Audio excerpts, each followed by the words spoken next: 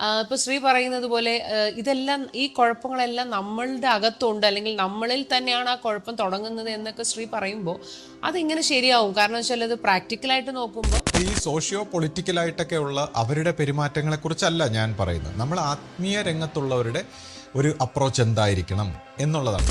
ഗുരു ആരാണെന്ന് ഈ ലോകം അറിയണമെങ്കിൽ അത് എങ്ങനെയുള്ള ഒരു ശിഷ്യനിൽ കൂടി ആയിരിക്കണം. അതിന് ചില കാര്യങ്ങൾ ഉണ്ടാവില്ല, അതിൻ്റെതായ ഒരു ആത്മീയമായ ഒരു തലങ്ങൾ ഉണ്ടാവുമല്ലോ. ഈ ഒരു മനുഷ്യന്റെ സമൂഹത്തിന്റെ മാനസികാവസ്ഥ മനസ്സിലാക്കിയിട്ടാണ് ഓരോരുത്തരും മിണ്ടാതിരിക്കുന്നത്. അപ്പോൾ അത് ഗുരു നിർദ്ദേശപ്രകാരമാണ് പലരും പല കാലഘട്ടത്തിലും മിണ്ടാതിരുന്നിട്ടുള്ളത്. ആദ്യകാലങ്ങളിൽ ഗുരു ഒട്ടും തന്നെ അനുവദിച്ചിരുന്നില്ല. ഈ വേണ്ടാത്ത അഹന്തയുടെ, ഈ കള്ളത്തരത്തിന്റെ, ഈ കാപട്യത്തിന്റെ കുടുക്കിൽപ്പെട്ട് നമ്മൾ ഗുരുവിൻ്റെ എന്നും പറഞ്ഞ് പ്രവർത്തിക്കുമ്പോൾ നമ്മുടെ അഹന്തയുടെ പല പ്രവർത്തനങ്ങളും ചെന്ന് പെട്ട് നശിക്കാതെ. പിന്നെ ഇപ്പൊ ഗുരുവിന്റെ ഏക ശിഷ്യൻ എന്ന് ഒരാൾ ക്ലെയിം ചെയ്യുമ്പോൾ ഗുരുവിന്റെ ശിഷ്യൻ ആരാണ് നമ്മൾ നോക്കുമ്പോൾ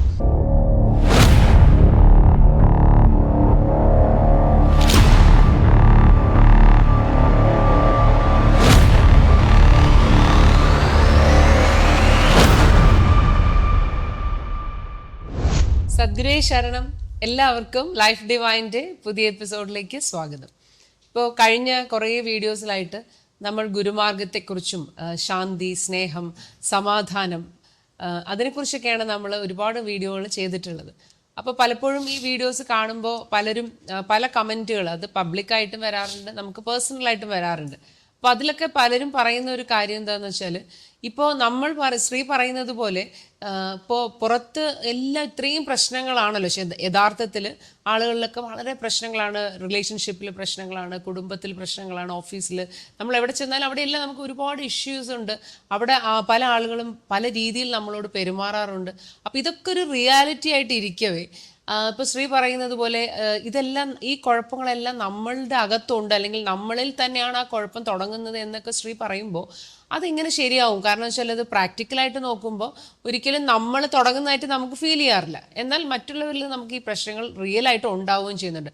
അപ്പോൾ പലപ്പോഴും പല കമൻസിലും ആൾക്കാർ ഇത് സൂചിപ്പിച്ചിട്ടുണ്ട്. ഇപ്പോൾ പേഴ്സണലായിട്ട് എൻ്റെ അടുത്ത് പലരും പറഞ്ഞു, ഇങ്ങനെയൊക്കെ ഇത്രയും പ്രശ്നങ്ങളൊക്കെ ഉണ്ടാവുമ്പോൾ എങ്ങനെ ഇങ്ങനെ ഫിലോസഫിക്കലായിട്ട് നമ്മൾക്കാണ് പരിവർത്തനം വരേണ്ടത്, ഇതെല്ലാം നമ്മളിൽ തന്നെയാണ്, നമ്മളാണ് തിരുത്തേണ്ടത് എന്ന് പറയുമ്പോൾ സഹിക്കുക, ക്ഷമിക്കുക, മറ്റുള്ളവരുടെ ഇതങ്ങ് സഹിച്ചു പോവുക, ഇതെല്ലാം ആക്സെപ്റ്റ് ചെയ്യുക എന്നൊക്കെ ഉള്ള ഈ ഒരു ഫിലോസഫിക്കലായിട്ടുള്ള ഒരു സൊല്യൂഷൻ അല്ലാതെ ഇതിന് യഥാർത്ഥത്തിൽ എന്തെങ്കിലും ഒരു സൊല്യൂഷൻ ഉണ്ടോ, അല്ലെങ്കിൽ ഇത് എന്ത് തരം ആത്മീയതയാണ്, ഇതുകൊണ്ട് യഥാർത്ഥത്തിൽ നമുക്ക് ലൈഫിൽ ഒരു സൊല്യൂഷൻ കിട്ടുമോ? ഇതൊക്കെയാണ് ആളുകളുടെ ഒരു സംശയം. അപ്പം ശ്രീ അതൊന്ന് ക്ലിയർ ആക്കണം. കാരണം ഇതിങ്ങനെ ഒരു തത്വചിന്താപരമായിട്ട് പറയുന്ന ഒരു കാര്യമാണ് എന്ന് പലരും വിചാരിക്കുന്നു, ഒന്നും യഥാർത്ഥത്തിൽ നടക്കുന്ന കാര്യമല്ല എന്നുള്ള അർത്ഥത്തിൽ ഒരുപാട് പേർക്ക് ഒരു സംശയമുണ്ട്. സദ്ഗുരേ ശരണം.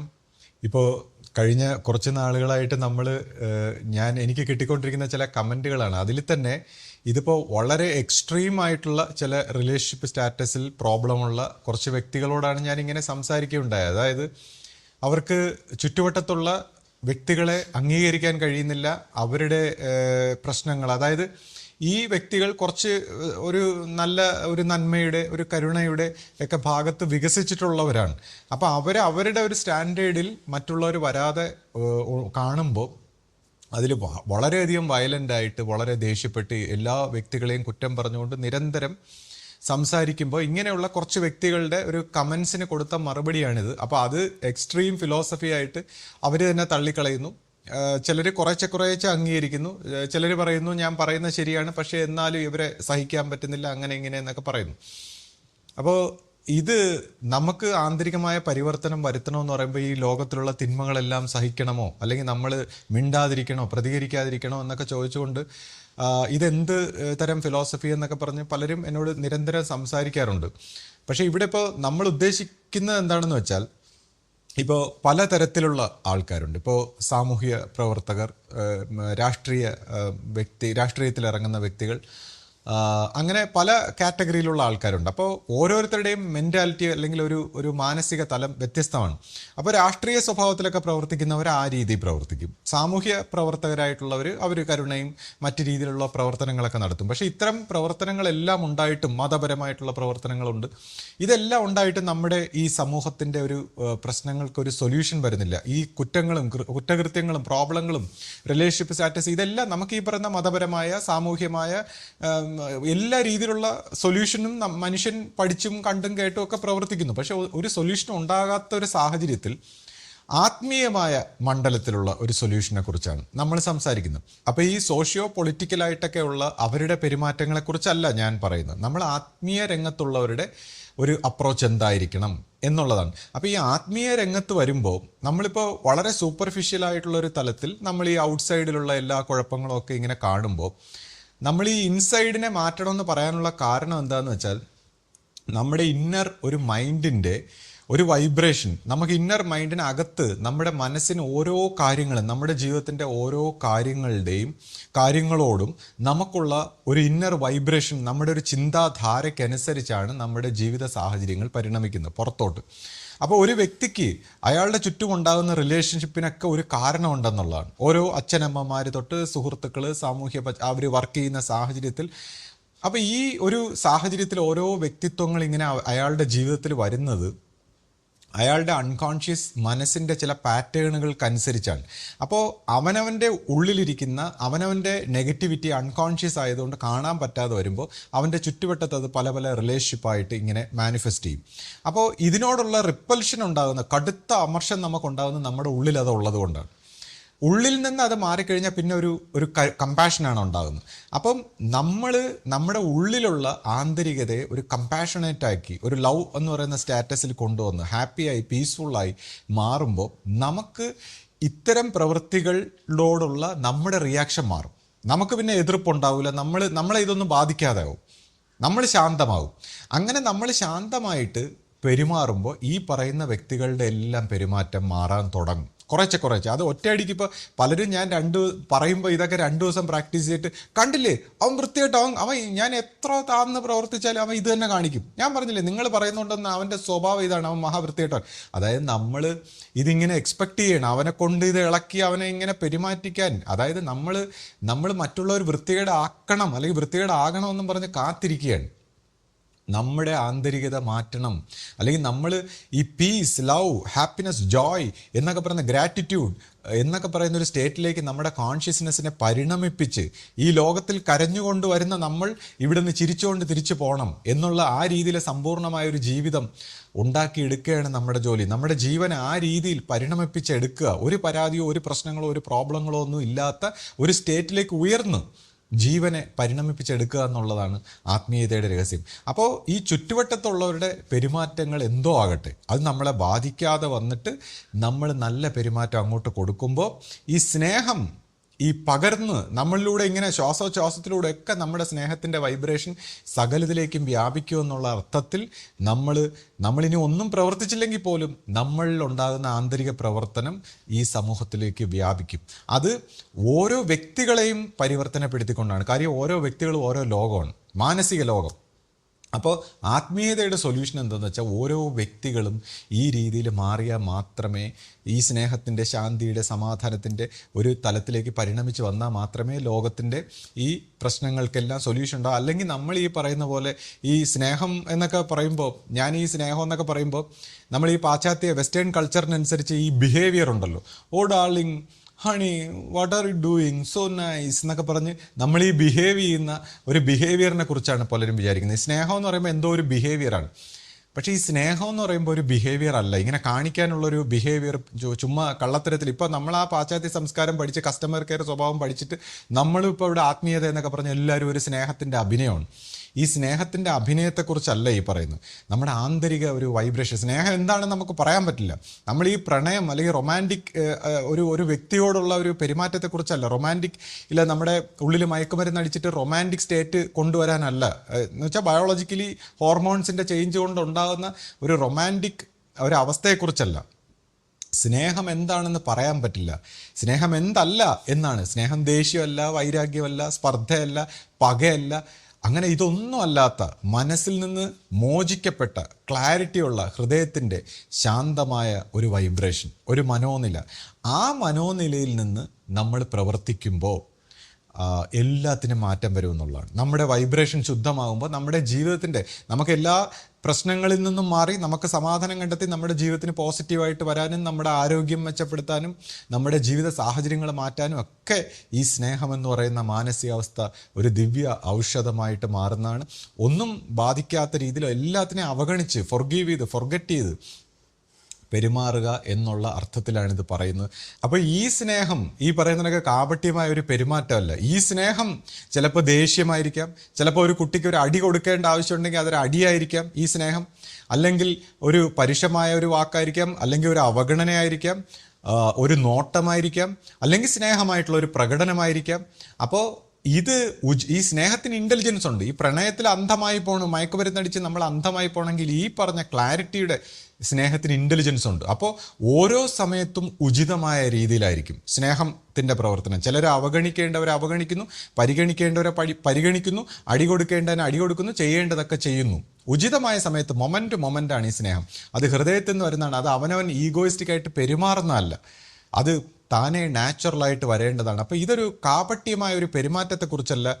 ഇത് ആരെയും പഠിപ്പിക്കാനും പറ്റില്ല. കാര്യം ഇന്ന രീതിയിലാണ് പെരുമാറ്റം എന്ന് പറഞ്ഞാൽ ഇന്ന് നമ്മൾ ആത്മീയ രംഗത്തും ഈ പാശ്ചാത്യ സമൂഹത്തിലും ഒക്കെ സോഷ്യലി ഒക്കെ ഈ ഒരു കപടമായ ഒരു പെരുമാറ്റത്തെ പറഞ്ഞിട്ട് ഇതാണ് സ്നേഹം എന്ന് പറഞ്ഞ് പഠിപ്പിക്കുകയാണ്. ഇങ്ങനെ ഒരു ബിഹേവിയറിനെ കുറിച്ചല്ല ഇവിടെ പറയുന്നത്.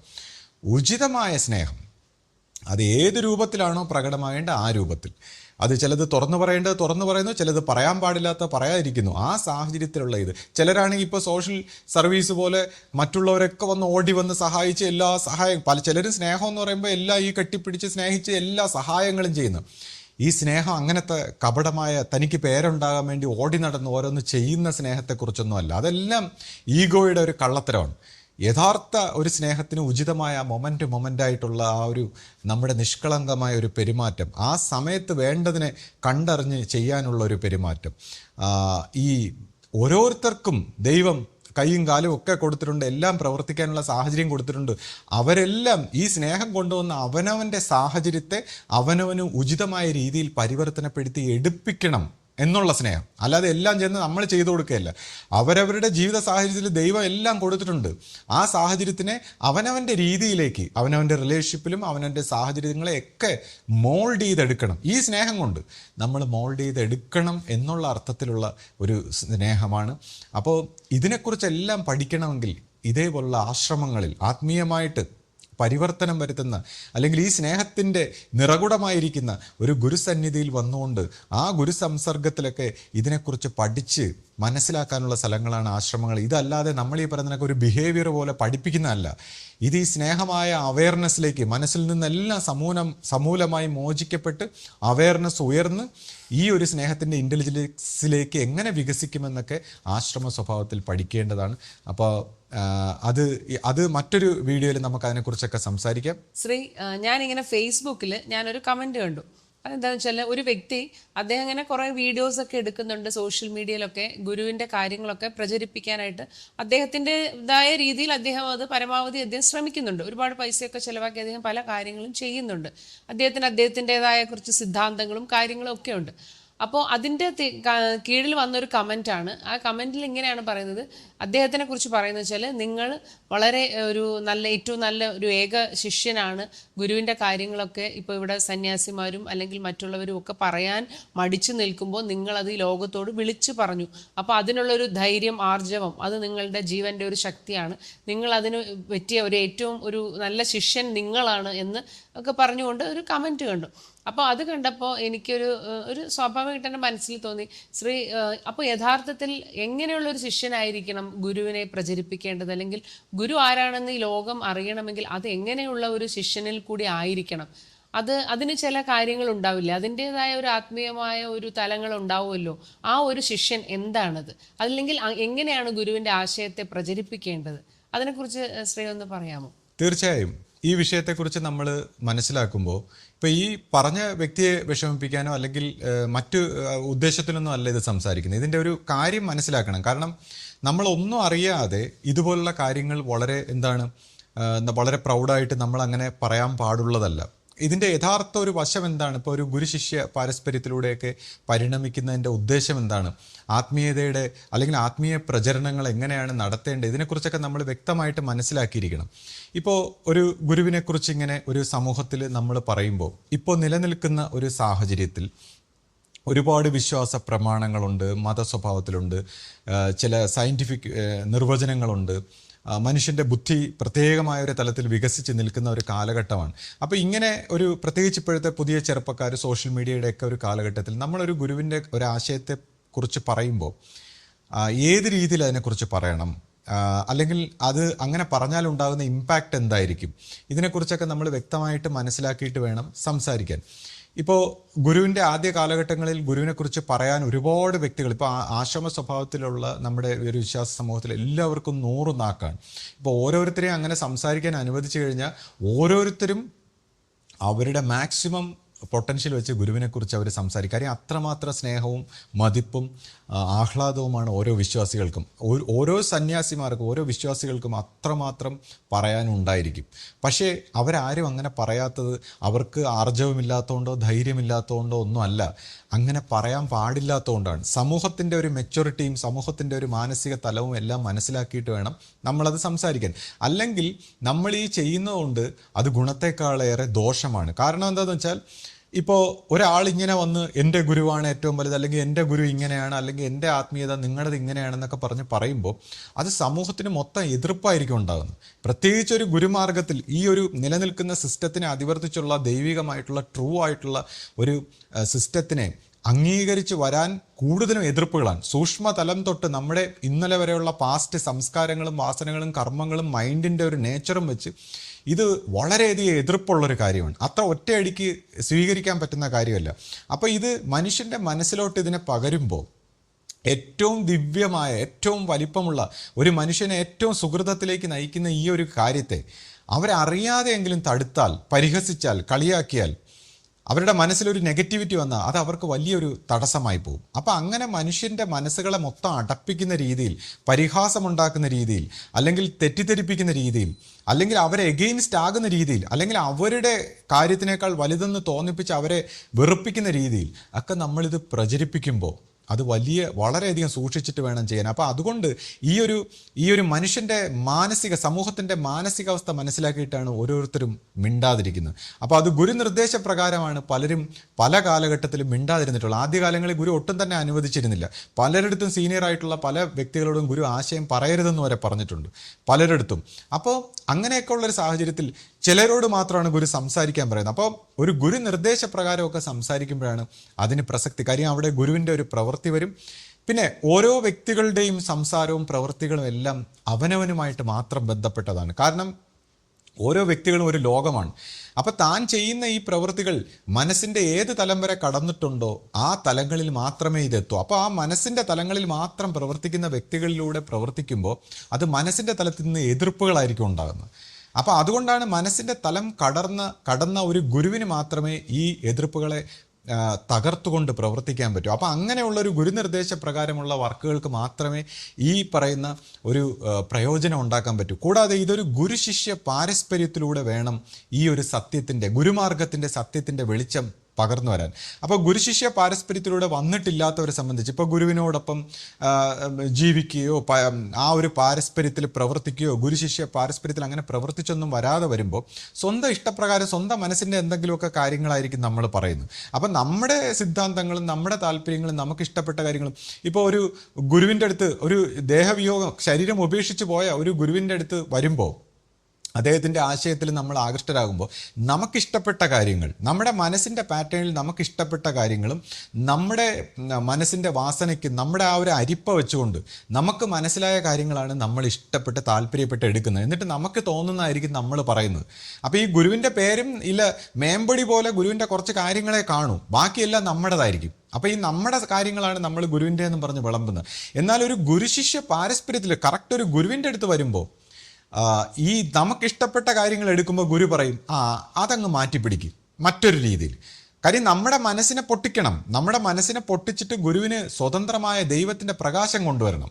അപ്പോൾ ഗുരു ഇങ്ങനെ ഓരോന്ന് മാറ്റിപ്പിടിപ്പിച്ച് മനസ്സിനെ പൊട്ടിച്ച് ഒരു പുതിയ ഒരു വെളിച്ചം കൊണ്ടുവന്ന് ആ ശിഷ്യനെ കൊണ്ടാണ് ഗുരു പ്രവർത്തിപ്പിക്കുന്നത്. അങ്ങനെ പ്രവർത്തിക്കുമ്പോൾ മാത്രമേ അതിന് പ്രയോജനമുള്ളൂ. അല്ലെങ്കിൽ നമ്മുടെ മനസ്സിന് ഇഷ്ടപ്പെട്ട ഗുരുവാണികളും നമ്മുടെ ഇഷ്ടപ്പെട്ട രീതികളിലുള്ള കാര്യങ്ങളും നമ്മുടെ താല്പര്യങ്ങളും ഒക്കെ എടുത്തു വച്ചിട്ടാണ് നമ്മൾ പ്രവർത്തിക്കുന്നത്. അതിന് സമൂഹത്തിലൊരു പരിവർത്തനം വരുത്തുന്നതിനേക്കാൾ സമൂഹത്തിനെ എതിർപ്പുണ്ടാക്കാനും, മനസ്സെന്ന് പറഞ്ഞാൽ ദ്വന്ദ്വമാണ്.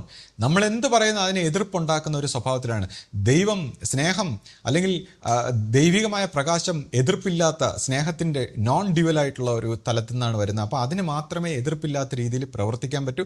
അത് പടിപടിയായി ജനറേഷൻ കൊണ്ട് തലമുറകളായിട്ട് വരണം, അല്ലെങ്കിൽ ആ നല്ല രീതിയിൽ വികസിച്ച് വരണമെന്നുള്ള അർത്ഥത്തിലാണ് നമ്മുടെ ആശ്രമത്തെ, ആശയത്തെ ഗുരു രൂപീകരിച്ചേക്കുന്ന. ആ പ്രകൃതിയുടെ ആ വികാസത്തിനനുസരിച്ച് കൊണ്ട് അത് പടിപടിയായിട്ട്, അപ്പോൾ അതിൻ്റേതായിട്ടുള്ള ഒരു പരിണാമത്തിൽ, സ്ലോ ആയിട്ടുള്ള ഒരു പരിണാമത്തിൽ ഇത് കറക്റ്റായിട്ട് ഗുരു നിർദ്ദേശപ്രകാരം ഗുരുശിഷ്യ പാരസ്പര്യത്തിലൂടെ ഇത് മുന്നേറി പൊയ്ക്കൊണ്ടിരിക്കുകയാണ്. പിന്നെ ഇപ്പോൾ ഗുരുവിൻ്റെ ഏക ശിഷ്യൻ എന്ന് ഒരാൾ ക്ലെയിം ചെയ്യുമ്പോൾ ഗുരുവിൻ്റെ ശിഷ്യൻ ആരാണ്? നമ്മൾ നോക്കുമ്പോൾ അഭിവന്ദ്യ ശിഷ്യപൂജിതയാണ് ഗുരുവിൻ്റെ ശിഷ്യൻ. അതായത് ഗുരുവിനെ ഈ ലോകത്തിനോട് വിളംബരം ചെയ്യാൻ വേണ്ടി ജനിച്ച ഒരു ശിഷ്യൻ എന്ന് പറയുമ്പോൾ അഭിവന്ദ്യ ശിഷ്യപൂജിതയാണ്. അത് നമ്മൾ മനസ്സിലാക്കണം. അപ്പോൾ എല്ലാവരും വിചാരിക്കും എന്തോ നമ്മളൊക്കെ ഇത് പറയല്ലേ, പ്രസംഗിക്കല്ലേ, ഇന്ന ആൾ പ്രഭാഷണം നടത്തല്ലേ, മറ്റതല്ലേ, അങ്ങനെയല്ലേ ലോകത്തിലെത്തിക്കുന്നത്. അതെല്ലാം അവരുടെ ലോകത്തിൽ, അവരുടെ മാനസിക ലോകത്തിൽ മാത്രമേ എത്തൂ. മനുഷ്യൻ മനസ്സുകൊണ്ട് സംസാരിക്കുന്ന, മാനസിക തലത്തിൽ വർത്തിക്കുന്ന മനുഷ്യരുടെ പ്രഭാഷണങ്ങളും പ്രബന്ധങ്ങളും അവരുടെ ലേഖനങ്ങളും അവരുടെ സകല വർക്കുകളും അവരവരുടെ മാനസിക തലത്തിൽ, അവരവരുടെ മാനസിക തലവുമായിട്ട് ബന്ധപ്പെട്ട കുറച്ച് ആൾക്കാരിലെത്തി അങ്ങനെ ഇൻട്രസ്റ്റഡ് ആയാലും സിദ്ധാന്തങ്ങളിലും ഫിലോസഫികളിലും സിദ്ധികളിലും അത്ഭുതങ്ങളിലും വാഗ്ധോരണികളിലും കഥകളിലും ഒക്കെ ഇഷ്ടപ്പെടുന്നവരെല്ലാം ആ മാനസിക തലത്തിൽ ഇഷ്ടപ്പെട്ട് വന്ന് കുറച്ച് നാൾ അതിൻ്റെ പിറകെയൊക്കെ നിന്നിട്ട് കളഞ്ഞിട്ട് പോകും. ദൈവത്തിനെ ഇഷ്ടപ്പെട്ട് വരുന്നവർ ദൈവത്തിൻ്റെതായ ഒരു രീതിയിൽ ദൈവം സെലക്ട് ചെയ്യുന്നവരാണ്. അപ്പോൾ അത് ഗുരുവിൻ്റെ പ്രവർത്തനം കൊണ്ടാണ്. അവർ എവിടെയെങ്കിലും ഇത് കേട്ടും കണ്ടും ഒക്കെ വരുമ്പോൾ അത് ദൈവം സെലക്ട് ചെയ്ത ആൾക്കാർക്ക്, അല്ലെങ്കിൽ ആ ദൈവികമായ ബോധത്തിലേക്ക് താല്പര്യമുള്ളവരെ ദൈവം സെലക്ട് ചെയ്തവർക്ക് മാത്രമേ ട്രൂ ആയിട്ടുള്ള ഒരു ഗുരുമാർഗത്തിൽ വരാൻ പറ്റൂ. അങ്ങനെ വരുന്നവർക്ക് മാത്രമേ ഇത് പിടിച്ചിരിക്കാൻ പറ്റൂ. അതുകൊണ്ടാണ് ഈ ഗുരുക്കന്മാർ സിദ്ധികളോ അത്ഭുതങ്ങളോ വാഗ്ധോരണികളോ ഇങ്ങനെയുള്ള കാര്യങ്ങളൊന്നും അങ്ങനെ അട്രാക്ട് ചെയ്യാൻ വേണ്ടിയുള്ള ഒന്നും ചെയ്യാത്തത്. കാര്യം അങ്ങനത്തെ അട്രാക്ഷനിൽ വരുന്നവർ ആ കാര്യം കഴിയുമ്പോൾ കളഞ്ഞിട്ട് പോകും. ദൈവികമായ ഒരു കാര്യത്തിലേക്ക്, ജീവൻ്റെ ഒരു പരിണാമത്തിലേക്ക് നിൽക്കാൻ താല്പര്യപ്പെട്ട് വരേണ്ടവർ മാത്രം വരേണ്ടതാണ് ഈ ഗുരുമാർഗങ്ങൾ. അപ്പോൾ അതിൻ്റെ പ്രവർത്തനങ്ങൾ അതിൻ്റേതായ രീതിയിലാണ്. അപ്പോൾ ശിഷ്യപൂജിത എങ്ങനെ പ്രവർത്തിച്ചു എന്ന് ചോദിച്ചാൽ, ഈ ഗുരുവിൻ്റെ ശേഷം ഈ കാലം കൊണ്ട് ഈ പ്രചരിപ്പിക്കപ്പെട്ടതെല്ലാം ശിഷ്യപൂജയിലൂടെ പ്രചരിക്കപ്പെട്ടതാണ്. അതായത് ഇവിടെ നടന്ന സകല പ്രവർത്തനങ്ങളും, ഇവിടുത്തെ ആശ്രമത്തിൻ്റെ വികാസം, സ്ഥാപനങ്ങൾ, മറ്റ് ബ്രാഞ്ച് ആശ്രമങ്ങൾ, ഇതെല്ലാം ശിഷ്യപൂജയുടെ സാന്നിധ്യം ഒന്നുകൊണ്ട് മാത്രം സംഭവിച്ചതാണ്. അതായത് ശിഷ്യപൂജയിലൂടെ പ്രവർത്തിക്കുന്ന ആ ഗുരു സാന്നിധ്യം ഒന്നുകൊണ്ട് മാത്രം സംഭവിച്ചതാണ്. കാരണം ഒരു ഗുരുവിൻ്റെ ഏറ്റവും വലിയ പ്രവർത്തനം ഗുരുവിൻ്റെ സാന്നിധ്യമാണ്. ഏറ്റവും ഉയർന്ന പ്രവർത്തനം എന്ന് വെച്ചാൽ ഒരു ഗുരു അവിടെ എന്ന് വെച്ചാൽ സൂര്യൻ ഇങ്ങനെ പ്രകാശിക്കുന്നു, പ്രത്യേകിച്ച് ഒന്നും തരുന്നില്ല. സൂര്യൻ്റെ പ്രകാശമാണ് ഏറ്റവും വലിയ പ്രയോജനം. സൂര്യൻ ഒന്നും സംസാരിക്കേണ്ട കാര്യമില്ല, സൂര്യൻ ഫിലോസഫി ഒന്നും പറയേണ്ട കാര്യമില്ല. സൂര്യൻ്റെ പ്രകാശം കൊണ്ട് മാത്രമാണ് ലൈഫ് നിലനിൽക്കുന്നത്. അതുപോലെ ഗുരുവിൻ്റെ സാന്നിധ്യം മാത്രമാണ് ഗുരുവിൻ്റെ പ്രകാശം, ഗുരുവിൻ്റെ പ്രയോജനം. മറ്റ് രണ്ടാമത്തെ പ്രവൃത്തിയാണ് ഗുരുവിൻ്റെ മറ്റ് രീതിയിലുള്ള പ്രവർത്തികൾ, സംസാരങ്ങൾ, എഴുത്തുകൾ. അതിനൊക്കെ താഴ്ന്ന തലത്തിൽ മാത്രമാണ് പ്രസക്തി. ഗുരുവിൻ്റെ സാന്നിധ്യമാണ് ഏറ്റവും പ്രസക്തി. അപ്പോൾ ഈ ശിഷ്യപൂജയിലൂടെ സംഭവിച്ച ആ ഗുരുവാകുന്ന സാന്നിധ്യമാണ് ഈ ആശ്രമത്തെ നിലനിർത്തിയത്. ഗുരുവിൻ്റെ ദേഹവിയോഗത്തിന് ശേഷം ഓരോരുത്തർ ഓരോ ആശയം പറഞ്ഞ് തമ്മിത്തല്ലി ഇതെല്ലാം തീർന്നു പോകുമായിരുന്നു. ഒരു ആശയമായിട്ട് മുന്നോട്ട് പോകാൻ പോലും കുറച്ച് പേർക്ക് പറ്റാതെ ഇപ്പോൾ പോലും പലരും പല സംഘടനകൾ ഉണ്ടാക്കുന്നു. ഓരോരുത്തരും ഓരോ രീതി തമ്മിത്തല്ലി പോകുന്നു. ഓരോ മനുഷ്യരും നമ്മളിപ്പോൾ മാനസികമായ പ്രശ്നങ്ങളെക്കുറിച്ച് പറഞ്ഞു, റിലേഷൻഷിപ്പ് സ്റ്റാറ്റസ്. ഒരു വീട്ടിലുള്ള ഒരാൾക്ക് പോലും ഒരുമിച്ച് നിൽക്കാൻ പറ്റില്ല. അങ്ങോട്ടും ഇങ്ങോട്ടും തമ്മിത്തല്ലി പോകുന്ന ഈ കാലഘട്ടത്തിൽ ഇത്രയും വലിയൊരു പ്രസ്ഥാനത്തെ അത് ഗുരുവിൻ്റെ ഒരു സാന്നിധ്യമാണ്. അപ്പോൾ ശിഷ്യപൂജയിലൂടെ സംഭവിച്ച ആ സാന്നിധ്യമാണ് ഇന്ന് ഈ ആശ്രമത്തിൻ്റെ എല്ലാ പ്രവർത്തനങ്ങളുടെയും, എല്ലാ വലിപ്പത്തിൻ്റെയും, എല്ലാ വികാസത്തിൻ്റെയും, എല്ലാ ബ്രാഞ്ചുകളുടെയും, എല്ലാ നന്മയുടെയും കാരണം ഇങ്ങനെ ഒരു ഗുരു സാന്നിധ്യമായി ഇവിടെ ഉള്ളതുകൊണ്ട് മാത്രമാണ്. അങ്ങനെ ഒരു ഗുരു സാന്നിധ്യമായി ഉള്ളതുകൊണ്ട് മാത്രമാണ് ഇവിടെ പുതിയ ആൾക്കാർ വരുന്ന. എവിടെന്നെങ്കിലും ചെറുതായിട്ടൊന്ന് കേൾക്കുമ്പോൾ അല്ലെങ്കിൽ പരസ്യം കാണുമ്പോൾ അറിയുമ്പോൾ വീണ്ടും അവർ ദൈവത്തെ തേടി, ഗുരുവിനെ തേടിയാണ് ഇവിടെ വരുന്നത്. അല്ലാതെ മറ്റുള്ളവരുടെ വാക്കുകളോ പ്രശസ്തികളോ മറ്റ് കാര്യങ്ങളോ ഒക്കെ കണ്ടവർ വന്നവർ അതുവഴി അങ്ങ് പോകും. ഒരു ചെവി കൂടെ കേട്ട് മറ്റേ ചെവി കൂടെ അങ്ങ് പോകും. ദൈവത്തിനെ അപ്പോൾ ഈ ഗുരുവിൻ്റെ ആ പ്രവർത്തനത്തിലൂടെയാണ് ഇതെല്ലാം നടക്കുന്നത്. ഈ കഴിഞ്ഞ 25 വർഷമായിട്ട് അപ്പോൾ അഭിവന്ദ്യ ശിഷ്യപൂജയിലൂടെയുള്ള ആ ഗുരു സാന്നിധ്യത്തിൻ്റെ മഹിമ കൊണ്ട് മാത്രമാണ് ഇതെല്ലാം മുന്നോട്ട് പോകുന്നതെന്ന് ഓരോരുത്തരും നമ്മുടെ പരമ്പരയിൽ മനസ്സിലാക്കണം. അപ്പോൾ ഗുരുവിൻ്റെ ഏക ശിഷ്യൻ എന്ന് പറയുമ്പോൾ അത് ആരാണ്? അതിൻ്റെ ആ വലിപ്പം എന്താണ്? ആ ജീവൻ്റെ വലിപ്പം എന്താണ്? ആ ജീവൻ ഒന്നും പറയാതെ പറയുന്നത് എന്താണ്? ഈ പ്രപഞ്ചത്തോട് ഓരോ ശ്വാസോച്ഛ്വാസത്തിലൂടെയും പറയാതെ പറയുന്നത് എന്താണ്? ഈ പ്രപഞ്ചത്തെ വിളിച്ചുണർത്തുന്നത് ഓരോരുത്തരെയും, അറിഞ്ഞവരെ അറിയാത്തവരെയൊക്കെ നിരന്തരം വിളിച്ചുണർത്തിക്കൊണ്ടിരിക്കുന്ന ആ ഗുരുവിൻ്റെ പ്രവർത്തനം. അപ്പോൾ ഇത് നമ്മൾ മനസ്സിലാക്കണം. ഈ ആശ്രമത്തിൻ്റെ എല്ലാ പോസിറ്റിവിറ്റിക്കും കാരണം, അല്ലെങ്കിൽ ഇപ്പോൾ നമ്മൾ കാണുന്ന എല്ലാ നന്മയ്ക്കും കാരണം ആ ഗുരുവിൻ്റെ സാന്നിധ്യം. എന്നാൽ നമ്മൾ കാണുന്ന മറ്റ് അപജയങ്ങൾ, എന്തെങ്കിലും കുറവുകളോ നമ്മുടെ എന്തെങ്കിലും പ്രശ്നങ്ങളോ മറ്റു കാര്യങ്ങളോ ഉണ്ടെങ്കിൽ അതെല്ലാം ശിഷ്യ പരമ്പരയായ നമ്മുടെ കുഴപ്പം. അതായത് നമ്മളിൽ ഓരോരുത്തരിലും പഴയ വിശ്വാസ സ്വഭാവത്തിലും പുതിയ വിശ്വാസ സ്വഭാവത്തിലും ഒക്കെയുള്ള നമ്മുടെ മനസ്സിൻ്റെ പരമ്പരയുടെ അല്ലെങ്കിൽ ശിഷ്യ സമൂഹത്തിൻ്റെ കുറവുകളിൽ നിന്നും കുഴപ്പങ്ങളിൽ നിന്നും നെഗറ്റിവിറ്റികളിൽ നിന്നുമാണ് മറ്റെന്തെങ്കിലും കുഴപ്പങ്ങളോ അല്ലെങ്കിൽ നമ്മൾ പരിഹാസ്യമാകുന്നതോ അല്ലെങ്കിൽ നമുക്ക് എന്തെങ്കിലും ചീത്തപ്പേര് കേൾക്കുന്നോ വിഷമങ്ങൾ കേൾക്കുന്നോ ബുദ്ധിമുട്ട് കേൾക്കുന്നോ ഒക്കെ നമ്മുടെ പരമ്പരയുടെ അല്ലെങ്കിൽ നമ്മൾ ഈ ചെയ്തെടുക്കുന്ന പ്രവർത്തിച്ച് മുന്നേറുന്ന വ്യക്തിത്വം. അപ്പം നമ്മൾ ഈ പരമ്പരയിൽ പ്രവർത്തിക്കുന്ന ഓരോരുത്തരും നമ്മളിങ്ങനെ ഞാനാണ് ശിഷ്യൻ അല്ലെങ്കിൽ എൻ്റെ കർമ്മഗതി ജീവൻ്റെ എന്നൊക്കെ പറഞ്ഞ് നമ്മളിങ്ങനെ അഭിമാനിച്ച് ഈ വേണ്ടാത്ത അഹന്തയുടെ ഈ കള്ളത്തരത്തിൻ്റെ ഈ കാപട്യത്തിൻ്റെ കുടുക്കിൽപ്പെട്ട് നമ്മൾ ഗുരുവിൻ്റെ എന്നും പറഞ്ഞ് പ്രവർത്തിക്കുമ്പോൾ നമ്മുടെ അഹന്തയുടെ പല പ്രവർത്തനങ്ങളും ചെന്ന് പെട്ട് നശിക്കാതെ യഥാർത്ഥ ഗുരുവിൻ്റെ പ്രവർത്തനം എങ്ങനെ നടക്കുന്നു? അത് ഗുരുശിഷ്യ പാരസ്പര്യത്തിലൂടെയുള്ള ഒരു ശിഷ്യനിലൂടെ നടക്കുന്നു. ആ ശിഷ്യനെ അനുഗമിച്ചുകൊണ്ട് വീണ്ടും ഗുരുശിഷ്യ പാരസ്പര്യത്തിൽ വരുന്നവർക്ക് മാത്രമേ ഇത് പ്രചരിപ്പിച്ച് അല്ലെങ്കിൽ ആ ഗുരുവിൻ്റെ കാരുണ്യത്താൽ ഈ പ്രചരണത്തിൽ മുന്നോട്ട് പോകാൻ പറ്റൂ. മറ്റ് രീതിയിലുള്ള കുഴപ്പങ്ങളെല്ലാം നമ്മുടേത്. ഇപ്പോൾ ഓരോരുത്തരും ഇവിടെ പ്രവർത്തിക്കേണ്ട, ഇപ്പോൾ സന്യാസ സ്വഭാവത്തിലായാലും മറ്റ് ശിഷ്യ സ്വഭാവത്തിലായാലും ഗൃഹസ്ഥാശ്രമ സ്വഭാവത്തിലായാലും നമ്മളെല്ലാം ഈ കുറവുകൾ എന്തെങ്കിലും സംഭവിക്കുന്നുണ്ടെങ്കിൽ അത് നമ്മളിൽ നിന്നും, നന്മകൾ സംഭവിക്കുന്നുണ്ടെങ്കിൽ അത് ഗുരുവിൽ നിന്നും എന്ന് വ്യക്തമായി തിരിച്ചറിയണം. ഇതൊരു ഫിലോസഫിയോ തത്വചിന്തയോ ഒന്നും അല്ല. നന്മകൾ ദൈവത്തിൽ നിന്ന് മാത്രമേ വരൂ. നന്മകളും സത്യവുമായിട്ടുള്ള പ്രകാശവുമായിട്ടുള്ള സ്വഭാവം നമ്മുടെ ഉള്ളിൽ നിന്ന് വരുന്നെങ്കിൽ പോലും അത് ദൈവത്തിൽ നിന്നാണ് വരുന്നത്. തിന്മകളും നെഗറ്റിവിറ്റിയും അഹന്തയും ധിക്കാരങ്ങളും അങ്ങനെയുള്ള കാര്യങ്ങൾ മാത്രമാണ് നമ്മുടെ മനസ്സിൽ നിന്ന് വരുന്നത്. കാര്യം മനസ്സ് അങ്ങനത്തെ ഒരു നെഗറ്റീവായിട്ടുള്ള ഒരു തലത്തിലാണ് വികസിച്ച് നിൽക്കുന്നത്. അപ്പോൾ അതുകൊണ്ട് നന്മകളെല്ലാം ഗുരുവിൽ നിന്ന് വരുന്നു, നെഗറ്റീവായിട്ടുള്ള എല്ലാം നമ്മളിൽ നിന്ന് വരുന്നു. ഇത് വ്യക്തമായിട്ട് നമ്മൾ മനസ്സിലാക്കേണ്ട കാര്യമാണ്. ഇനി ഈ ഗുരു കഴിഞ്ഞ 25 വർഷമായിട്ട് ഈ ഗുരുവിൻ്റെ പ്രവർത്തനത്തിൻ്റെ ഫലമായി നമ്മൾ ഓരോരുത്തരും ഓരോ തലത്തിൽ ഹീലാകുന്നു, ശാന്തി നേടുന്നു, നമ്മൾ സമാധാനം കണ്ടെത്തുന്നു. ഇപ്പം ആശയൊക്കെ സംബന്ധിച്ച് നോക്കുകയാണെങ്കിൽ ആശയുടെ ജീവിച്ചിരിക്കുന്നത് പോലും നമുക്ക് ഈ ഗുരുവിന് പറയേണ്ടി വരും. അങ്ങനെയല്ലേ ആശ? അതെ, തീർച്ചയായും. കാരണം പല രീതിയിലുള്ള സാഹചര്യങ്ങളിലൂടെ ആശ കടന്നു പോയിട്ടുണ്ട്. അപ്പോൾ ജീവിച്ചിരിക്കുന്നതിന് പോലും ആശയ്ക്ക് അത് ഗുരുവിൻ്റെ കാരുണ്യം കൊണ്ട്, കാരണം ഈ രണ്ടാമത്തെ സ്ഥാനത്തുള്ള ഗുരുവിൻ്റെ ആ സാന്നിധ്യം എത്രമാത്രം ഹീൽ ചെയ്തിട്ടുണ്ട്. ഓരോ വാക്കുകളും ഓരോ സമയത്തും നമ്മളെ വഴിതിരിച്ച് വിടുന്ന ഗുരുവിൻ്റെ ഒരു നോട്ടം അല്ലെങ്കിൽ ഒരു വാക്ക്, അതില്ലെങ്കിൽ നമ്മൾ എത്തിപ്പെടാൻ പോകുന്ന മാനസികാവസ്ഥ എന്തായിരിക്കും അല്ലെങ്കിൽ എന്ത് സാഹചര്യത്തിലായിരിക്കും എന്ന് പറയാൻ പറ്റില്ല. ഇപ്പം എന്നെ സംബന്ധിച്ച് ഞാൻ ആശ്രമ സ്വഭാവത്തിൽ വരുന്ന സമയത്ത് നമുക്ക് ഈ ഒരു ഗുരുവിൻ്റെ ഒരു സാന്നിധ്യം ഇല്ലായിരുന്നെങ്കിൽ നമ്മൾ എങ്ങനെ മാനസികമായ വൈഷമ്യത്തിലേക്കും അല്ലെങ്കിൽ ജീവിതത്തിൻ്റെ മറ്റ് രീതിയിലുള്ള നെഗറ്റീവായിട്ടുള്ള സാഹചര്യങ്ങളിലേക്ക് പോകുമായിരുന്നു. നമ്മളെ ഓരോ സമയത്തും നോക്കിയും നമ്മളെ വഴിതിരിച്ചും നമ്മളെ പറഞ്ഞ് മനസ്സിലാക്കിച്ചും അങ്ങനെ ഗുരുവിൻ്റെ സ്നേഹം കൊണ്ടുള്ള ആ ഗൈഡൻസിലൂടെ നമ്മൾ നടന്നതുകൊണ്ടാണ് ഇന്ന് നമുക്ക് ഇങ്ങനെ എന്തെങ്കിലും സംസാരിക്കാൻ പോലും കഴിയുന്നത്. കാരണം നമ്മൾ ഇന്ന് സംസാരിക്കുമ്പോൾ ഈ അറിവായിട്ട് നമ്മുടെ ഉള്ളിലേക്ക് വരുന്ന ആ ഗുരുവിൻ്റെ ഒരു കാരുണ്യം കൊണ്ടുള്ള ഒരു നോട്ടം കൊണ്ടായിരിക്കാം നമുക്ക് ഇങ്ങനെയൊക്കെയുള്ള ചില എന്തെങ്കിലും ഒരു കാര്യം സംസാരിക്കാൻ പോലും പറ്റുന്നതെന്ന് മനസ്സിലാക്കുമ്പോൾ കഴിഞ്ഞ 25 വർഷമായി ഈ സാന്നിധ്യം ഇല്ലായിരുന്നെങ്കിൽ നമ്മളൊക്കെ ഏത് പടുകുഴിയിൽ ചെന്ന് വീഴും. ഇപ്പോൾ എൻ്റെ അമ്മയെക്കുറിച്ച് പറയുമ്പോൾ, സഹോദരിയെക്കുറിച്ച് പറയുമ്പോൾ നമുക്കെല്ലാവർക്കും ഓരോരുത്തർക്കും ഈ അനുഭവം, ഈ ഒരു ഗുരുവിൻ്റെ സാന്നിധ്യം ഇല്ലായിരുന്നെങ്കിൽ നമ്മുടെ മനസ്സ് എത്രമാത്രം നെഗറ്റീവായിട്ട് മാറുമായിരുന്നു. ഇത് നമ്മുടെ കാര്യം മാത്രമല്ല, പരമ്പരയിലെ ഓരോരുത്തരുടെയും പേഴ്സണലായിട്ട് ചോദിച്ചു കഴിഞ്ഞാൽ ഓരോരുത്തർക്കും 100 അനുഭവങ്ങൾ ഓരോ സാഹചര്യത്തിൽ ഈ ഗുരുവിൻ്റെ സാന്നിധ്യം ഉണ്ടായിരുന്നതുകൊണ്ടും ആ ഗുരുവിൻ്റെ നോട്ടവും ഗുരുവിൻ്റെ സ്നേഹവും ഒരു സങ്കല്പവും ഒക്കെ കൊണ്ട് നമുക്ക് സംഭവിച്ചിരിക്കുന്ന ആ നന്മ. അപ്പോൾ ഈ നന്മ കൊണ്ട് മാത്രമാണ് നമ്മളെല്ലാവരും ഇങ്ങനെ പിടിച്ചു നിൽക്കുന്നത്. അങ്ങനെ പിടിച്ചു നിൽക്കുന്നതുകൊണ്ടാണ് ഈ ആശ്രമം ഇങ്ങനെ നിൽക്കുന്നത്. അല്ലെങ്കിൽ ഇവിടെ ഈ ആശ്രമത്തിൻ്റെ സ്വഭാവത്തിൽ ഇങ്ങനെ ഒരു ഗുരു സാന്നിധ്യം ഇല്ലായിരുന്നു ഈ പറയുന്ന ആർക്കും പ്രഭാഷണം നടത്താനോ സംസാരിക്കാനോ പ്രചരിപ്പിക്കാനോ മാസിക എഴുതാനോ ഒന്നും ഉണ്ടാവില്ല. കാര്യം ഈ സാന്നിധ്യം ഇവിടെ ഇല്ലെങ്കിൽ ഇതൊന്നും ഇല്ല. ഈ സാന്നിധ്യമാണ് ഓരോ വ്യക്തികളെയും സെലക്ട് ചെയ്യുന്നതും ഓരോ കാര്യങ്ങൾ ഏൽപ്പിക്കുന്നതും പ്രവർത്തിപ്പിക്കുന്നതും എല്ലാം. ഈ ഒരു ഗുരുവിൻ്റെ സാന്നിധ്യമില്ലാതെ ഇവിടെ ഒന്നുമില്ല. അപ്പോൾ ആരാണ് ഈ ശിഷ്യൻ? ആരാണ് ഇത് ഗുരുവിനെ പ്രചരിപ്പിക്കുന്നത്? ഇനി ഈ ശിഷ്യൻ എങ്ങനെ പ്രചരിപ്പിക്കുന്നു? ഈ ശിഷ്യനെ ഗുരു സൃഷ്ടിച്ചതാണ്. ഗുരു എന്താണ് പറയാനുള്ളതെല്ലാം നമ്മൾ ഈ മെമ്മറി കാർഡിലൊക്കെ സൂക്ഷിക്കുമെന്ന് പറയുന്നത് പോലെ ഗുരു ഈ ശിഷ്യന്റെ ശരീരത്തിലെ മജ്ജയിലും മാംസത്തിലും ഓരോ ശ്വാസത്തിലും ഗുരു നിക്ഷേപിച്ചു.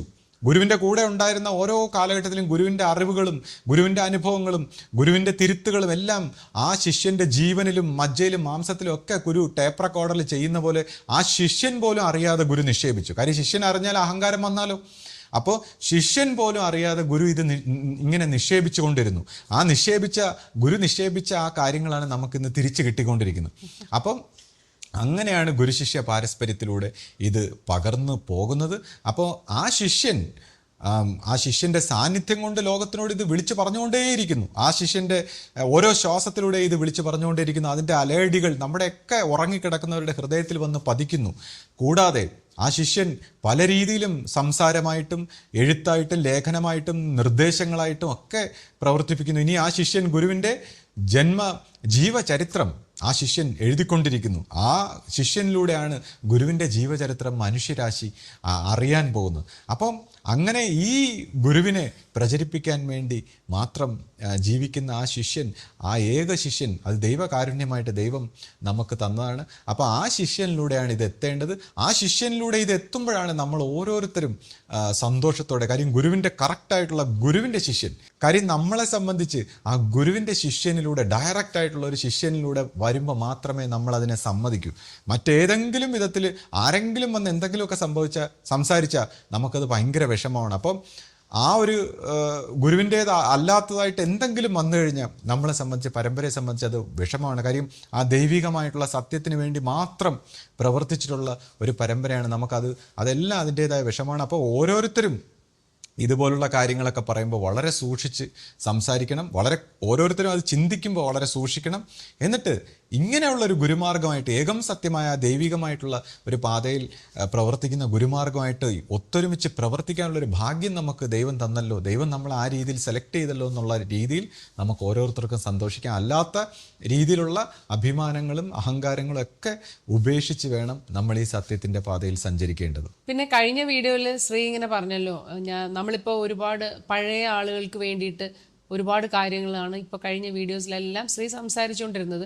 അവരുടെ തെറ്റിദ്ധാരണകളും സംശയങ്ങളും ഒക്കെ മാറി അവർക്ക് ആ ഒരു വിശ്വാസത്തിലൊരു ഉറപ്പ് കിട്ടുന്നതിന് വേണ്ടിയിട്ടാണ് അവരോടാണ് ശ്രീ ഒരുപാട് സംസാരിച്ചത്. അപ്പോൾ അങ്ങനെ പറഞ്ഞപ്പോൾ പലരുടെയും മനസ്സിലൊരു കാര്യം ഇങ്ങനെ ചിലപ്പോൾ ഉണ്ടാവാം എന്ന് ഞാൻ ഊഹിക്കുന്നു. അതായത് ഇപ്പോൾ അങ്ങനെ ഗുരുവിൻ്റെ കൂടെ ജീവിച്ചിരുന്നവരോട്, അല്ലെങ്കിൽ ഗുരുവിനെ കണ്ട് ഒരുപാട് പഴകിയ ആൾക്കാരാണല്ലോ നമ്മൾ ഈ പഴയ വിശ്വാസികളെന്ന് പറയുന്നവർ. അപ്പോൾ അവരെ സംബന്ധിച്ച് അവർക്ക് തോന്നില്ല, അവരെ ഇത് പറഞ്ഞ് മനസ്സിലാക്കാൻ ശ്രീക്ക് എന്താണ് യോഗ്യത, അല്ലെങ്കിൽ ശ്രീ ആരാണ് അവരെ പറഞ്ഞ് മനസ്സിലാക്കാൻ എന്നുള്ള ഒരു ചിന്ത അവരിൽ വരുമല്ലോ. അപ്പോൾ അതിനെക്കുറിച്ച് ഒന്ന് പറയണം. മാത്രമല്ല, പുതിയ ആൾക്കാരോടാണ് ഇനി സംസാരിക്കുന്നത് എന്ന് ശ്രീ പറഞ്ഞല്ലോ. ഇനിയിപ്പോൾ പുതിയ ആളുകളിലേക്ക് നമുക്ക് ശ്രദ്ധ കേന്ദ്രീകരിക്കേണ്ടതുണ്ട്. പഴയ ആളുകളോട് ഇപ്പോൾ ഒരുപാട് പറഞ്ഞു കഴിഞ്ഞു എന്ന് ശ്രീ പറഞ്ഞു. അപ്പോൾ എന്തായാലും ഈ ഒരു സാഹചര്യം ഇരിക്കുമ്പോൾ ഇങ്ങനൊരു സംശയം അവർക്കുണ്ടാവുമല്ലോ, ശ്രീ ആരാണ്, എന്താണ് യോഗ്യത, ഇതൊക്കെ അവരെ പറഞ്ഞു മനസ്സിലാക്കേണ്ട കാര്യമുണ്ടോ എന്ന് പഴയ ആൾക്കാരുടെ ഉള്ളിൽ ഒരു സംശയം ഉണ്ടാവും എന്നുള്ള ഇത് നമുക്ക് തോന്നിയ സ്ഥിതിക്ക് ശ്രീ എന്തെങ്കിലും ഒരല്പം കൂടെ അവർക്ക് വേണ്ടിയിട്ടൊന്ന് സംസാരിക്കാമോ? ഇപ്പോൾ പുതിയ ആൾക്കാരോട് ഇപ്പോൾ സംസാരിക്കുകയാണെങ്കിൽ നമ്മൾ ഈ പറഞ്ഞ പോലെ നാട് ഓടുമ്പോൾ നടുവേ ഓടണമെന്ന് പറയുന്ന പോലെ നമ്മൾ പുതിയ രീതിയിലുള്ള ചില വീഡിയോകളും അല്ലെങ്കിൽ മറ്റ് കാര്യങ്ങളൊക്കെ സംസാരിച്ചുകൊണ്ട് നമുക്ക് അതിനോടൊപ്പം ഇത് പറയാമെന്നേ ഉള്ളൂ. ഇപ്പോൾ തന്നെ ഞാൻ പറഞ്ഞില്ലേ, ഞാൻ ഈ വീഡിയോസ് ഒക്കെ സംസാരിക്കുമ്പോൾ, ഈ പഴയ കാര്യങ്ങളൊക്കെ സംസാരിക്കുമ്പോൾ ഞാൻ അധികം ആൾക്കാരിലേക്കൊന്നും പോകണ്ട. കാരണം വലിയ ലെങ്തായിട്ട് തന്നെ എടുക്കുന്നത് എന്താണെന്ന് വെച്ചാൽ, കേൾക്കണമെന്ന് യഥാർത്ഥത്തിൽ താല്പര്യമുള്ളവർ മാത്രം കണ്ടാൽ മതി. കാര്യം ഞാൻ പറയാറുണ്ട്, വീഡിയോയുടെ ലെങ്ത് കുറയ്ക്കുകയാണെങ്കിൽ കുറേ പേര് കാണും. അപ്പോൾ ശ്രീ പറയുന്നത് വെച്ചാൽ ഇത്രയും ലെങ്ത് ഉണ്ടാവുമ്പോൾ ആവശ്യമുള്ളവർ അത് വേണമെന്നുള്ളവർ കേൾക്കും. അപ്പോൾ അതായത് വേണമെന്നുള്ളൊരു താല്പര്യമുള്ളവർ മാത്രം കണ്ടാൽ മതി. അപ്പോൾ അവർക്കിത് മനസ്സിലാക്കാനും കഴിയും. അപ്പോൾ എന്നെ സംബന്ധിച്ച് ഇപ്പോൾ പുതിയ രീതിയിലൊക്കെ സംസാരിക്കുമ്പോൾ നമ്മൾ ഒരു പുതിയ രീതിയിൽ, അല്ലെങ്കിൽ നമ്മൾ ആ സംസാരിക്കുമ്പോൾ വളരെ സൂക്ഷിച്ച് വേണം സംസാരിക്കാൻ. അതിനൊക്കെ അതിൻ്റേതായ രീതികളുണ്ട്. അപ്പോൾ നമ്മൾ തന്നെ ഈ കാര്യങ്ങൾ ഇവിടെയൊക്കെ സംസാരിക്കുമ്പോൾ തന്നെ ഞാൻ ഈ പേരുകളോ മറ്റു കാര്യങ്ങളോ ഒന്നും ഉപയോഗിക്കാതെ ശ്രദ്ധിക്കുന്നത് അതുകൊണ്ടാണ്. ഞാൻ പലപ്പോഴും ഗുരുവിൻ്റെ പേരോ ഇപ്പോൾ ഈ പറഞ്ഞ കക്ഷിയൊക്കെ പറയുന്നത് എന്താണെന്ന് വെച്ചാൽ അവർ ഗുരുവിനെ ധൈര്യം പൂർവ്വം വിളിച്ച് പറയുന്നു, നിങ്ങൾക്കൊന്നും അതിനുള്ള ധൈര്യമില്ല. നമ്മളിതൊരു മോശമായ രീതിയിൽ ആകരുതെന്ന് കരുതിയാണ് നമ്മൾ ഈ പേരുകളോ മറ്റ് കാര്യങ്ങളോ ഒന്നും പറയാതിരിക്കുന്നത്. പിന്നെ പഴയ ആൾക്കാരെ കുറിച്ച് പറയുമ്പോൾ നമുക്ക് എന്താണ് യോഗ്യത എന്ന് ചോദിക്കുമ്പോൾ തീർച്ചയായിട്ടും നമുക്കങ്ങനെ ഒന്നും സംസാരിക്കാനുള്ള ഒരു യോഗ്യത ഉണ്ടായിട്ടല്ല. നമ്മളിപ്പോൾ ഞാൻ പലപ്പോഴും പറയാറുണ്ട്, നമ്മളിപ്പോൾ ഇങ്ങനെ ഒരു കാര്യത്തെ ഇങ്ങനെ അഭിമുഖീകരിക്കുമ്പോൾ ആ സമയത്ത് നമ്മുടെ മനസ്സിലേക്ക് തെളിഞ്ഞു വരുന്ന ചില കാര്യങ്ങൾ പഴയതൊന്നോ പുതിയതൊന്നോ ഒന്നും ചിന്തിക്കാതെ നമ്മളങ്ങ് പറയുന്നു. അപ്പോൾ അതിൽ തന്നെ ഇപ്പം നമ്മൾ ശരിയാണെങ്കിൽ, ഇപ്പം ശരിയായിട്ട് ചിന്തിക്കുന്നവരെ സംബന്ധിച്ച് ഞാൻ പറയുന്നത് കാര്യമാക്കി എടുക്കേണ്ട കാര്യമില്ല. ഇനി എന്തെങ്കിലും നമ്മുടെ ഭാഗത്ത് അത് കൊള്ളുന്നു, അല്ലെങ്കിൽ നമുക്കത് നമ്മളെയാണ് ഉദ്ദേശിക്കുന്നതെന്നൊക്കെ തോന്നുന്നെങ്കിൽ നമ്മൾ അതിനെ ഒന്ന് വിലയിരുത്തി നോക്കാം. അതിനകത്ത് എന്തെങ്കിലും ശരിയുണ്ടോ തെറ്റുണ്ടോ എന്നൊക്കെ വിലയിരുത്താം. അല്ലാതെ നമ്മൾ ഇതിനെക്കുറിച്ചൊന്നും പറയാൻ യാതൊരു യോഗ്യത ഉള്ള ആൾക്കാരല്ല.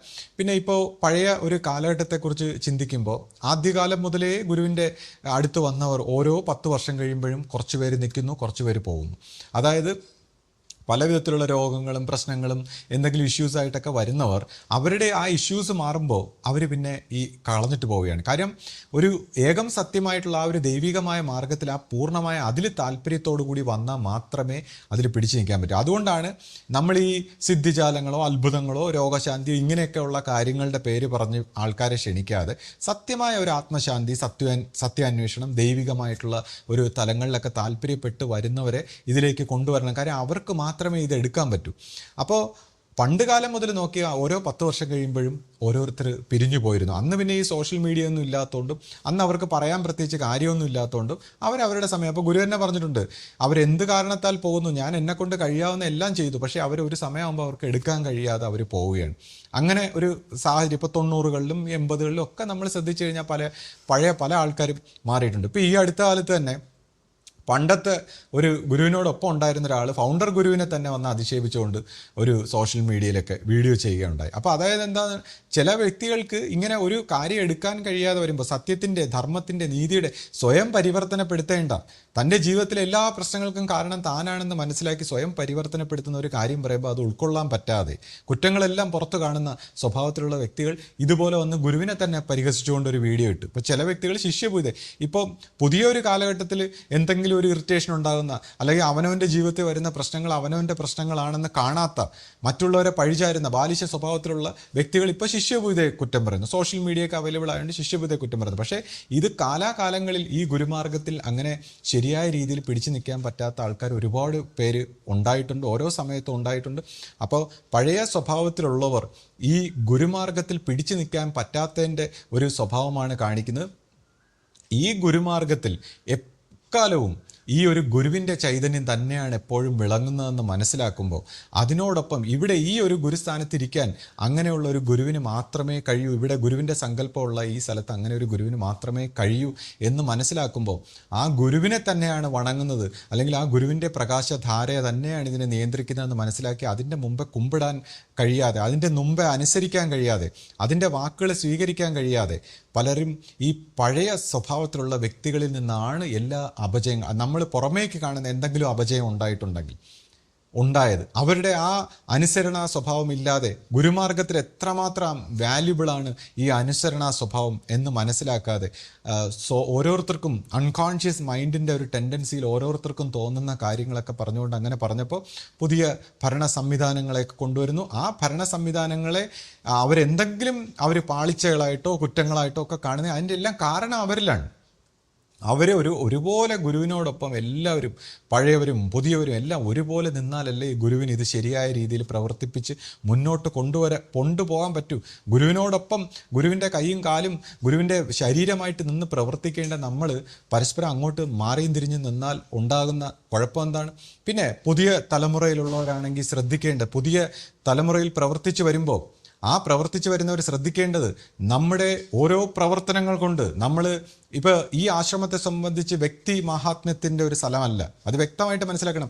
നമ്മളിവിടെ ഇപ്പോൾ ശിഷ്യപൂജയെ നമ്മൾ ബഹുമാനിക്കുന്ന ഒരിക്കലും ഒരു വ്യക്തി പൂജ എന്നുള്ള അർത്ഥത്തില്ല. ഗുരു തന്നെ പറഞ്ഞിട്ടുണ്ട്, ഗുരുവിനെ ഞാൻ ഇതൊന്നും ചെയ്തിട്ടില്ല, അല്ലെങ്കിൽ ഇത് എൻ്റെ പ്രവൃത്തിയല്ല, ഇത് ദൈവത്തിൻ്റെ ഒരു കാരുണ്യമാണ്, ഇത് ഏകം സത്യമായ ദൈവത്തിൻ്റെ ആരാധനാ സ്വഭാവമാണെന്ന് ഗുരു വ്യക്തമായി പറഞ്ഞു. ഗുരു സ്വയം ഒരു പ്രാധാന്യം ഉള്ളതായിട്ട് കൽപ്പിച്ചിരുന്നില്ല. ഗുരു ഒരു സിസ്റ്റത്തിൻ്റെ ഭാഗമായിട്ട് ജീവിക്കുക മാത്രമാണ് നമ്മളോടൊപ്പം. ഇതെല്ലാം സഹിച്ചും ക്ഷമിച്ചും എങ്ങനെയാണ് ഒരു മാതൃകാ സ്വഭാവത്തിൽ ജീവിക്കേണ്ടതെന്നാണ് ഗുരു കാണിച്ചതെന്ന്. അതുപോലെ തന്നെയാണ് ശിഷ്യപൂജയും. ആ ഗുരുപ്രകാശത്തിനെ ഉൾവഹിച്ചുകൊണ്ട് ഒരു ഗുരുസ്ഥാനത്ത് നിൽക്കുന്നു എന്ന് മാത്രമേ ഉള്ളൂ. ബാക്കി അത് വ്യക്തിപൂജയുടെ ഒരു വശമല്ല. ഗുരുമാർഗങ്ങളിൽ ഈ അൺകോൺഷ്യസ് ബാരിയർ മനുഷ്യർക്ക് ഓരോരുത്തർക്കും അവനവൻ്റെ തലയ്ക്ക് മുകളിൽ ഇത്രയും അൺകോൺഷ്യസ് ബാരിയർ ഇരിക്കുമ്പോൾ ആ ഏകം സത്യമായ ദൈവത്തിനെ നേരിട്ട് സ്വാംശീകരിക്കാൻ കഴിയാത്ത സാഹചര്യത്തിൽ ഒരു ഗുരു പ്രകാശമായി ബോധതലത്തിൽ അൺകോൺഷ്യസ്നെസ് എല്ലാം മാറ്റി അവൻ്റെ വ്യക്തിഭാവം എന്നുള്ള ഐഡൻറ്റിറ്റി മാറ്റി ഈ ഗുരുപ്രകാശത്തെ പ്രസരിപ്പിക്കാനും നിയന്ത്രിക്കാനും പറയാനും ആ സത്യത്തിലേക്ക് ഓരോ വ്യക്തികളെയും നയിക്കാനും പ്രാപ്തിയുള്ള ഒരു ഗുരു ഉണ്ടാകുമ്പോൾ ആ ഗുരുവിനെ ആ ഏകം സത്യമായ ദൈവത്തിനെ ആരാധിക്കാനുള്ള ഒരു ഉപാധിയായിട്ട് എടുക്കുന്നു എന്നതുള്ള ഒഴിച്ചാൽ ഇത് വ്യക്തി പൂജയോ വ്യക്തി മഹാത്മ്യമോ ഉള്ളൊരു സ്ഥലമേ അല്ല, ദൈവത്തിൻ്റെ ഒരു ആരാധനാ സ്വഭാവത്തിലാണ്. അപ്പോൾ അതാത് കാലത്തുള്ള ഗുരുക്കന്മാർക്ക് മാത്രം, ഗുരുക്കന്മാരെ ദൈവത്തിൻ്റെ പ്രത്യക്ഷ രൂപമായിട്ട് കണ്ട് ശിഷ്യ പരമ്പര സ്വീകരിക്കുകയാണ്. അല്ലാതെ ഒരിക്കലും വ്യക്തിപൂജയുള്ള ഒരു സ്ഥലമല്ല. അതുകൊണ്ട് തന്നെ നമ്മൾ പ്രവർത്തിക്കുന്ന സ്വഭാവത്തിലുള്ളവരെല്ലാം ആ ഒരു സ്വഭാവത്തിൽ തെറ്റ് വന്നാൽ, ഇപ്പോൾ ആ സ്വഭാവത്തിൽ എന്തെങ്കിലും വ്യക്തി മാഹാത്മ്യമായിട്ട് കണ്ടതുകൊണ്ട് മാത്രമാണ് ഒരുപാട് പേര് നമ്മുടെ പരമ്പരയിൽ നിന്ന് അകന്നു പോകാനൊക്കെ ഉള്ള ഒരു പ്രധാനപ്പെട്ട കാരണം. ആ വ്യക്തി പ്രാധാന്യമായിട്ട് തോന്നുമ്പോൾ ആൾക്കാർക്കത് സഹിക്കാൻ കഴിയാതെ വരികയും അതിൻ്റേതായിട്ടുള്ള ചീത്തപ്പേര് നമ്മുടെ പരമ്പരയിൽ എന്തുമാത്രം സ്പ്ലിറ്റ് ഉണ്ടാകാൻ പോയി, എത്ര അപകടകരമായ ഘട്ടങ്ങളിലൂടെ കടന്നുപോയി, ഇതെല്ലാം നമ്മുടെ എവിടെയാണ് നമുക്ക് തെറ്റിയെന്ന് നമ്മൾ ആലോചിക്കണം. എത്രമാത്രം നമ്മൾ അപമാനിതരായി എന്തെല്ലാം ഡേഞ്ചറസ് സിറ്റുവേഷനിലേക്ക് കടക്കുന്നതായി. അപ്പോൾ ഇനിയും നമ്മൾ വ്യക്തി പ്രാധാന്യം അല്ലെങ്കിൽ വ്യക്തി മാഹാത്മ്യത്തിൻ്റെ പുറകെ പോയാൽ ലോകത്തിൻ്റെ മുന്നിൽ അപമാനിതരാകണമോ എന്ന് നമ്മൾ ആലോചിക്കണം. അപ്പോൾ ഇവിടെ ഏകം സത്യമായ ആ ശിഷ്യനെ അല്ലെങ്കിൽ ഗുരുവിൻ്റെ ശിഷ്യനെ നമ്മൾ എടുത്ത് കാട്ടുക, അങ്ങനെ ഈ ഗുരുമാർഗത്തെ എടുത്ത് കാട്ടുക. ആ ഗുരുപ്രകാശമാണ് നമ്മുടെ നമ്മുടെ പ്രാധാന്യം, അല്ലെങ്കിൽ ആ ഗുരുപ്രകാശമായ ദൈവികമായിട്ടുള്ള ഒരു വഴിയാണ്. അത് മാത്രമാണ് നമ്മുടെ വഴി. അതാണ് ഏകം സത്യമായിട്ടുള്ള ആ പാതയാണ്, ആ ഗുരുമാർഗമാണ് നമുക്ക് കാണിക്കാനുള്ളത്. അതിനെ കാണിച്ചുകൊണ്ട് അതിനെ പ്രവർത്തിപ്പിച്ചുകൊണ്ട് എളിമയോടെ മറ്റ് വ്യക്തിത്വങ്ങളെല്ലാം അതാത് കാലഘട്ടത്തിൽ അതാത് കാര്യങ്ങൾ ഏൽപ്പിച്ച കാര്യങ്ങൾ ചെയ്യുക, പ്രവർത്തിക്കുക എന്നുള്ളത് ഒഴിച്ചാൽ മറ്റെന്തെങ്കിലും ഒരു രീതിയിൽ വന്ന് പ്രവർത്തിച്ച് അല്ലെങ്കിൽ അങ്ങനെയുള്ള സ്വഭാവമോ പെരുമാറ്റമോ എന്തെങ്കിലും കണ്ടാൽ അത് പരമ്പരയെ സംബന്ധിച്ച് മറ്റുള്ളവർക്ക് സഹിക്കാൻ വയ്യാതെയും അത് പല രീതിയിലുള്ള ബുദ്ധിമുട്ടുണ്ടായി അത് അവസാനം വലിയ വലിയ അപകടങ്ങൾ ചെന്ന് അവനവന് നിയന്ത്രിക്കാൻ പറ്റാത്ത രീതിയിലൊക്കെ എത്തിപ്പോവും. അപ്പോൾ അതുകൊണ്ട് ഓരോരുത്തരും ഇതെല്ലാം വളരെയധികം സൂക്ഷിക്കേണ്ട കാര്യങ്ങളാണ്.